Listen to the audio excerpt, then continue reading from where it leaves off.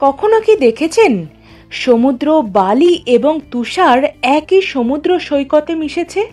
স্ক্রিনে যে ফটোটি দেখছেন সেটির ডান দিকে তুষার দেখা যাচ্ছে আর বাম দিকে সমুদ্র সৈকত, আর মাঝখানে বালির ওপর দিয়ে একজন ব্যক্তি হেঁটে যাচ্ছে। ছবিটি ফটোগ্রাফার হিসার তোলা। ওয়েলথ নামের একটি ইনস্টাগ্রামে ছবিটি শেয়ার করে ক্যাপশনে লেখা হয়েছিল, জাপানের হোক্কাইডো সমুদ্র সৈকত বিশ্বের অন্যতম স্থান যেখানে সমুদ্র, বালি এবং তুষার একই সাথে মিশেছে। এই পোস্টটিতে ইনস্টাগ্রামে 65,08,829 জন মানুষ লাইকও দিয়েছিল।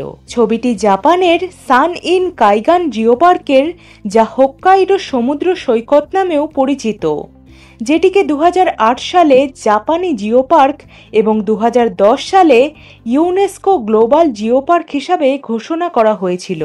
এটি জাপানের পশ্চিমে অবস্থিত এবং পূর্ব কিয়োগামিসাকি কেপ কিয়োটো থেকে পশ্চিম হাকুটো কাইগান উপকূল টোটোরি পর্যন্ত প্রসারিত। এই জিও পার্কটি জাপান সাগরের গঠনের সাথে সম্পর্কিত ভূতাত্ত্বিক সাইটগুলির বৈচিত্র্যের সাথে বিস্তৃত। এর ভৌগোলিক বৈশিষ্ট্যও রয়েছে, যেমন রিয়া টাইপ উপকূল, বালির বার, বালির টিলা, আগ্নেয়গিরি এবং উপত্যকা রয়েছে এই জিও পার্কটিতে। এই বৈচিত্র্যের কারণে জিও পার্কটিতে সিউডোলা ইসিমাচিয়ান অর্নাটম, সিকোনিয়া রসাইনা এবং রানুনকুলাসের মতো বিরল উদ্ভিদও দেখা যায়। এটি প্রায় 4 কোটি জনসংখ্যা সহ 3টি শহর এবং প্রিফেকচার কভার করে।